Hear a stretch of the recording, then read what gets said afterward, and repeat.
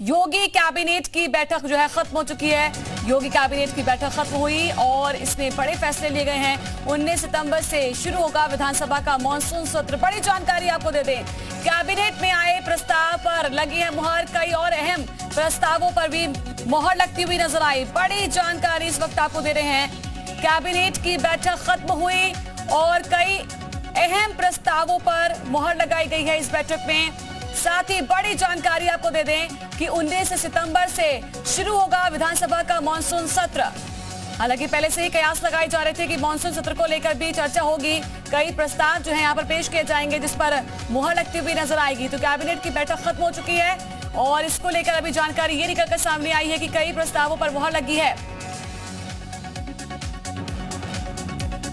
योगी cabinet की बैठक खत्म हो गई। अहम जानकारी आपको दे दें, मॉनसून सत्र को लेकर जानकारी सामने आ चुकी है। 19 सितंबर से शुरू होगा विधानसभा का मॉनसून सत्र।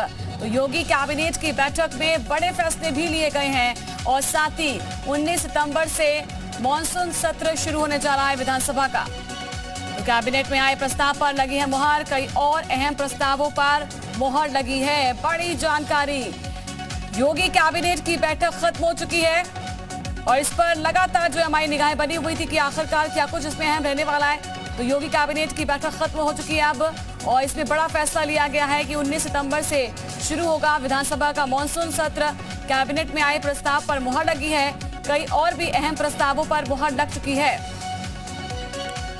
तो कैबिनेट की ये बैठक काफी महत्वपूर्ण मानी जा रही थी क्योंकि कई महत्वपूर्ण प्रस्ताव इस बैठक में रखे गए थे जिस पर मुहर लगना संभव था। तो कई अहम ऐसे प्रस्ताव हैं जो पेश किए गए, उस पर मुहर लग चुकी है। 19 सितंबर से शुरू होगा विधानसभा का मॉनसून सत्र। यह भी फैसला लिया गया। कैबिनेट में आए प्रस्ताव पर मुहर लगाई गई। तो कैबिनेट में जो प्रस्ताव पेश किए गए उस पर मुहर लगी है और इस पर ज्यादा जानकारी के साथ पवन सेंगर जुड़ चुके हैं मेरे साथ, मेरे सहयोगी। पवन, क्या कुछ जानकारी, बैठक खत्म हुई है और कौन कौन से ऐसे प्रस्ताव थे जिस पर मुहर लगी? देखिए, जो सबसे बड़ी खबर है वो मानसून सत्र को लेकर के है कि आज की कैबिनेट में मानसून सत्र 19 तारीख से बुलाए जाने को लेकर के प्रस्ताव था जिसमें कैबिनेट ने मुहर लगा दी है और मानसून सत्र अब 19 सितंबर से शुरू होगा। उसके अलावा ऊर्जा विभाग, पंचायती राज विभाग और जनहित से जुड़े मुद्दे हैं उसको लेकर के प्रस्ताव आए थे। कोई अभी तुरंत जो है जो कैबिनेट मिनिस्टर है ऊर्जा, उसके अलावा कृषि मंत्री हैं सूर्य प्रताप शाही, दोनों लोग प्रेस ब्रीफिंग के लिए आए हैं कि कैबिनेट में किन किन फैसलों पे मुहर लगी है।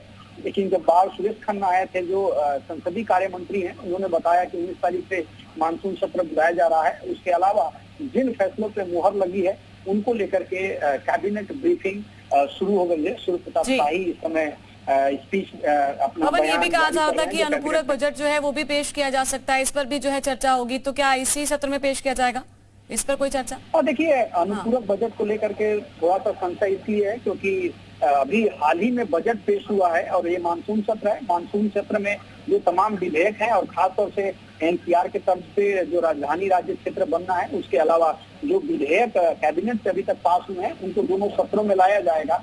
और पहले दिन चूंकि जो मौजूदा विधायक हैं उनकी डेथ हुई है, तो पहले दिन जो सत्र मानसून का आएगा उस दिन कॉन्डोलेंस किया जाएगा।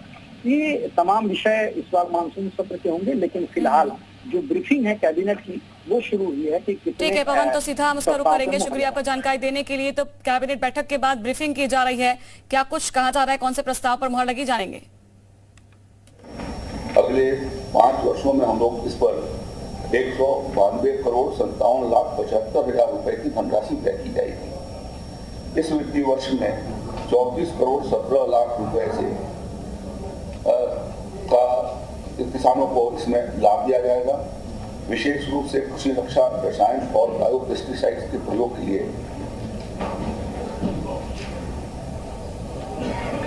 पर्यावरण संरक्षण और विष रहित खाद्यान्न किसानों को उत्पादन हो सके, इसके लिए बायो पेस्टिसाइड और बायो एजेंट्स पर ये हमारी यहाँ राज्य की 9 आईपीएम प्रयोगशालाएं हैं, यहाँ पर इनका निर्माण किया जाता है, उत्पादन किया जाता है। उसमें 75% अनुदान पर उनको उपलब्ध कराया जाएगा, जिसमें ट्राइकोडर्मा और ब्यूवेरिया बेसियाना और बायो एजेंट्स शामिल हैं। दूसरा, खरपतवार कीट रोग नियंत्रण के लिए एकीकृत नाशी जीव प्रबंधन के लिए इसमें बीज शोधन के रसायन भी उनको उपलब्ध करवाए जाएंगे। लघु सीमांत कृषकों को खरपतवार कीट रोग के नियंत्रण हेतु 50% अनुदान देने की योजना प्रस्तावित है। 22-23 में 1,95,000 हेक्टेयर क्षेत्रफल में अनुदान दिया जाएगा, जिसमें किसानों को आगे आने वाली फसलों के लिए जो कीटनाशक की आवश्यकता होगी वह उससे सुलभ कराए जाएंगे। कृषकों को प्लांट प्रोटेक्शन की दृष्टि से foot sprayer, knapsack sprayer, power sprayer आदि कृषि रक्षा यंत्रों पर 50% का अनुदान दिया जाएगा। जो मानव चालित हैं उनके ऊपर 3,000 रुपए की सीमा में 1,500 रुपए का अनुदान प्राप्त होगा और जो पावर से संचालित हैं उस पर 6,000 पर 50% की सब्सिडी यानी 3,000 रुपए पर उपलब्ध होगा। फसलों के सुरक्षा रखे जाने के लिए 2, 3, 5 क्विंटल की बखारी भी 50% अनुदान पर किसानों को उपलब्ध कराई जाएगी और इससे 10,000 किसानों को इसका लाभ प्राप्त होगा। IPM प्रयोगशाला का सुदृढ़ीकरण और कीट रोग के प्रयोग, उनके सर्विलेंस और साथ ही फसलों की निगरानी, निदान प्रणाली के लिए तकनीकी प्रशिक्षण के भी कार्यक्रम इसके साथ आयोजित होंगे। तो इस प्रकार से आज ये उत्तर प्रदेश के किसानों की इस योजना में 2017 से 22 के बीच में 11,58,321 किसान लाभान्वित हुए थे।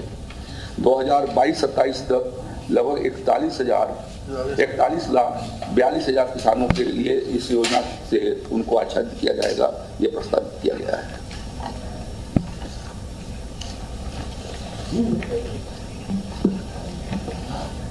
नगर विकास विभाग का एक प्रस्ताव,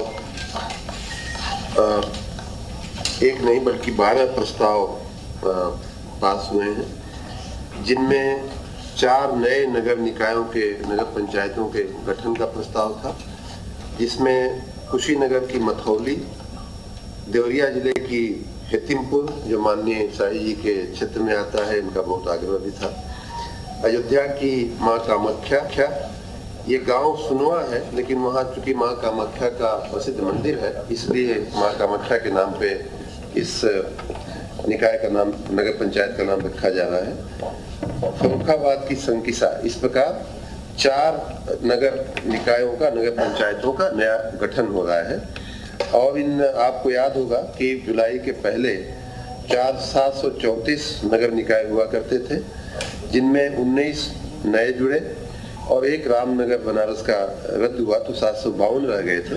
और आज के 4 निकायों के साथ, नवगठित निकायों के साथ कुल संख्या 756 हो जाती है।